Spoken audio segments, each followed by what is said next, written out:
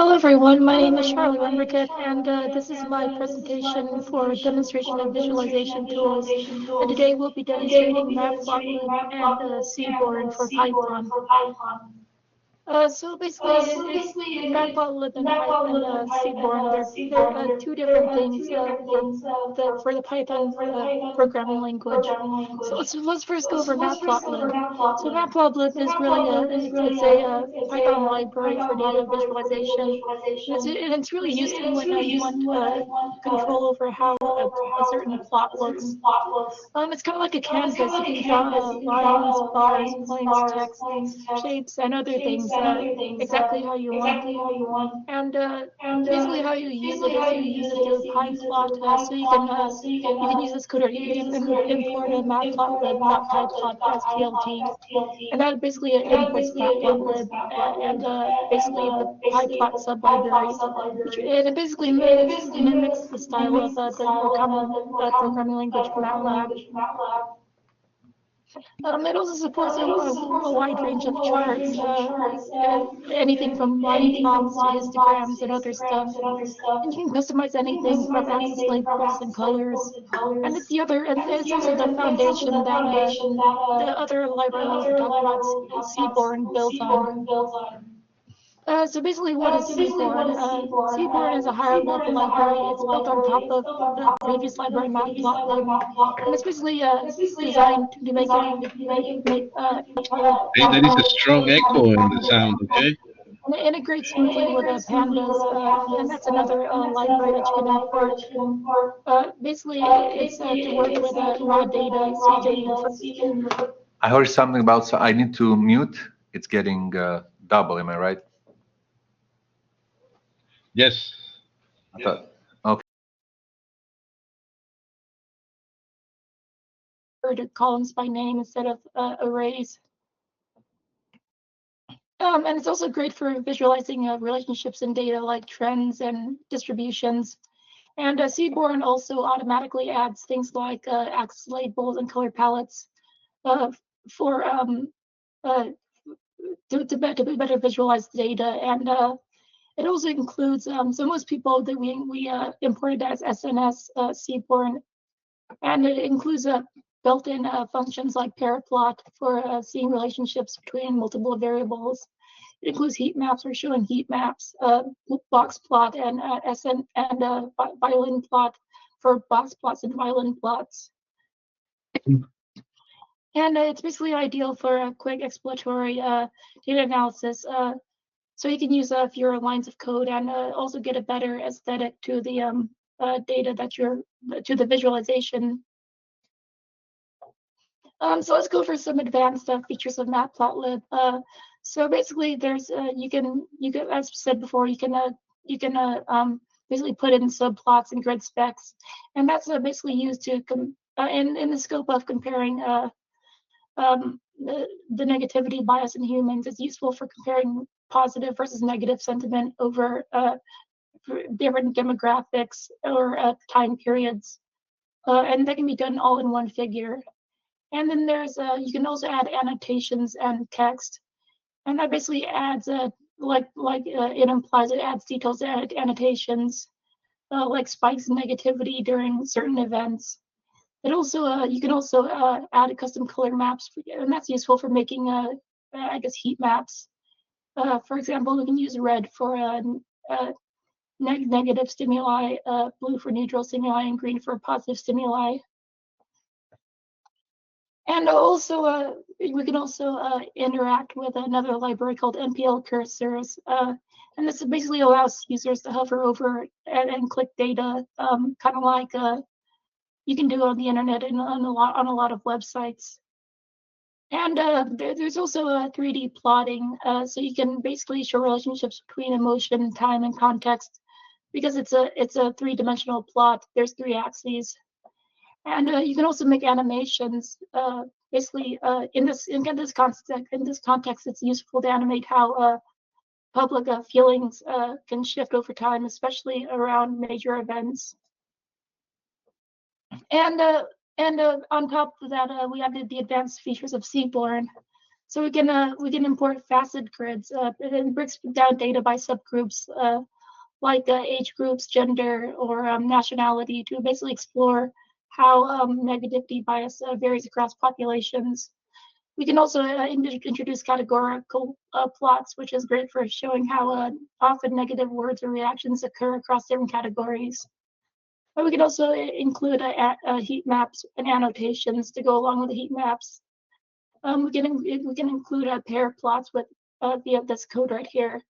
It's useful for exploring relations between multiple different metrics, such as negativity scores, the anxiety levels that people feel, and stuff like that. And there's also custom themes and palettes you can use. It basically lets you control the emotional tone of your visuals to match the subject matter. For example, if you're describing, I guess, anxiety, you can use a dark theme. And not only that, there's statistical estimators, so you can build in, you can put in support for regressions and confidence intervals, which are basically statistical measures to help reveal trends in negativity over time or across groups and populations. And basically now what we're going to do is we're going to demonstrate some of the advanced features of Matplotlib and Seaborn. So let me just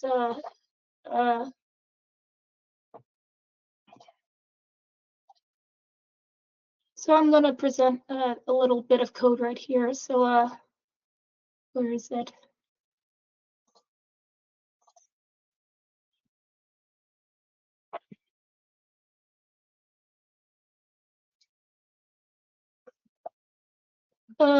Okay, let me.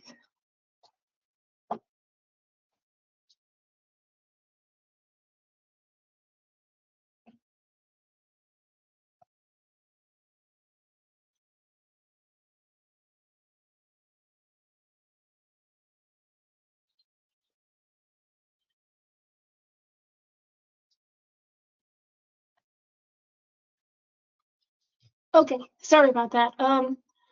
So basically, we're gonna look at this code that I implemented. So basically, this code right here, we're gonna import pandas, which is a like I said before, it's a utility to basically deal with raw data. We're gonna import numpy, which is another utility to deal with raw data.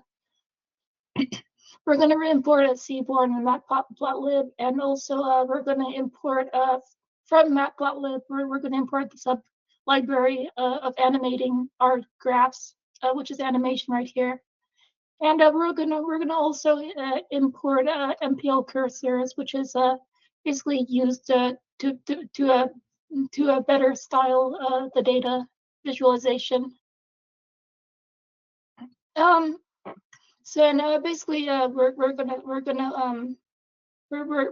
to create a synthetic data set. So basically what we're going to do is create an artificial data set of 3,000 entries. And basically each entry is going to simulate a person's emotional response to an event. And the data basically includes the categories of day, the day of the month, age group, event type, emotional response, and region. And the response category basically classifies the responses into categories using this pd.cut function right here. And basically, because of the constraint in time, we're only going to show a few of the advanced features that we talked about. So this one right here.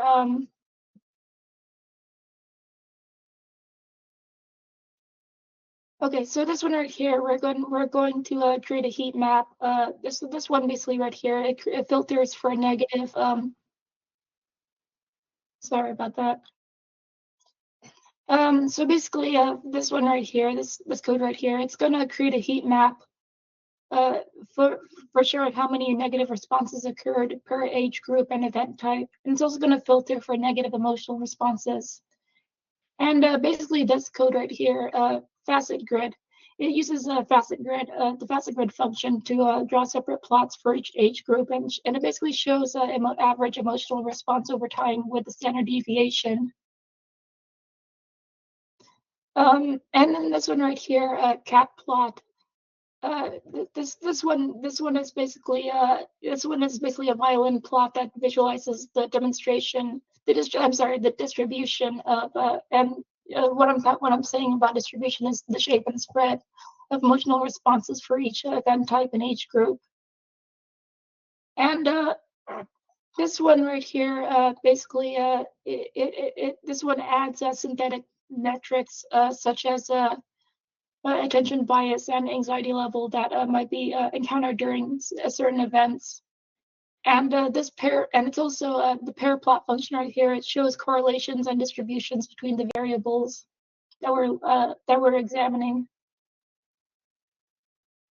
And this one right here, this basically creates a line plot of average emotional responses per day, and annotates the day with the lowest mood. And it also enables hover interactions right here with MPL cursors. And then basically, we're going to show another one. This one right here, this code right here, it creates a 3D scatter plot. And it basically shows the relationship between the day of the month, the attention bias, and emotional responses, which are just variables that we look at about 3 axes. So those are the 3 variables. And basically, this one right here, this one just shows an animation of responses, of emotional responses over time. And basically, we have to include an initiator, and also this function right here, update. It basically animates a line graph showing how the average emotional response builds up day by day. And it basically right here, we use a func animation to basically render a progressive plot. So I'm going to show you the figures. So if we run this right here,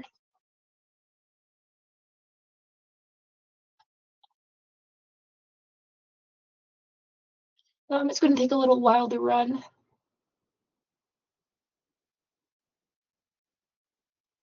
And let me switch my screen to the other. So basically, this right here is the first fig. Oops, I forgot to share it. Okay, so basically, this figure right here is the first figure of the heat map. It basically shows the age group and basically the event type and an arbitrary value given our sample data that we created. Oops, and this keeps closing on me. Sorry about that. And basically, this one right here, this one, if we move this right here, this one are line plots of emotion trends over time, given different kinds of outlets. And this is the second plot that we want to show. Now we're going to show the next one. So let me share that one. And this plot right here is the violin plot that we made, showing the different age groups and how they respond to different events. And we'll show the next one right here.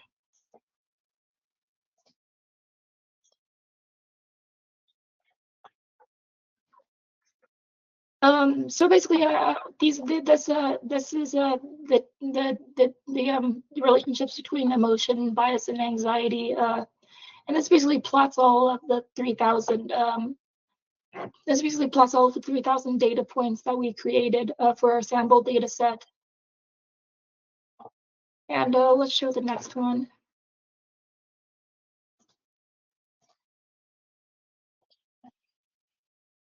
And basically, this one is an annotated average response average response plot. It basically shows the emotional response to a certain event over day by day. And the next one is the 3D plot that we were talking about. So basically, this is the 3D plot. It has the 3 axes right here: emotional response, attention bias, and day. And this plots all 3,000 data points. And then the last one is, let me share that one. This one is an animation of all of the emotional changes of the average emotional changes day by day. And as you can see, it's animated right here. Okay, perfect. And now let's go into the last part of our demonstration. So we're going to talk about the merits of Matplotlib and Seaborn. So one of the merits is with Seaborn, it makes the plots look good by default, and you don't need to put anything else in there. And basically that's great for spotting, I guess, trends and emotions readily. And also Matplotlib allows full customization, and you can use there's a lot of ways you can customize it, like highlighting events like the lowest mood day. Also, with the facet grid function that Seaborn offers, it basically enables easy comparisons to show how different age groups react over time. And the heat maps that you can make using Matplotlib and Seaborn, they emphasize high negativity areas, and they can use colors to guide attention to critical patterns. Also, with Matplotlib, you can have built-in statistics like mean and error bars, and you can also customize that with Seaborn. And basically, you can show anything you want, any statistical measure you want without any extra code. And it also works seamlessly with pandas, which is kind of universal in Python to work with raw data. Now let's talk about the shortcomings, though. So basically, Seaborn simplifies plotting, but it does hide the details, and basically that's kind of a bad thing because it makes it harder to, I guess, fine-tune these complex visualizations, and not to mention, I guess, debug it, because it does require a little bit of extra code to, I guess, put all the details in there. And not only that, Matplotlib requires more programming for basic plots. And as we see before, the syntax can be a little bit tricky for even just simple tasks. Not only that, Matplotlib lacks built-in statistical functions like finding, for example, like finding a standard deviation. And that basically means that manual calculations are often needed for things like error bars or groups. So there's no like built-in standard deviation function. We just have to use standard deviation equation. And not only that, both libraries, Matplotlib and Seaborn, they can struggle with large data sets. We use 3,000 because that's a reasonable data set to be using with Matplotlib and Seaborn, so it doesn't slow down too much, but it's good enough to see like how robust it is. Not only that, Matplotlib's customization processes, customization options, they can be a little bit overwhelming and hard to document, which is why it's a little bit harder to, I guess, have a consistent visual aspects to the visualization. And basically, one last shortcoming is that Seaborn by itself assumes basically assumes that the data is already processed and filtered, and basically if it's not, it won't work. It won't work too well. So basically, we have to do additional data preparation before plotting with Seaborn. And that's basically it for the demonstration. Thank you for listening.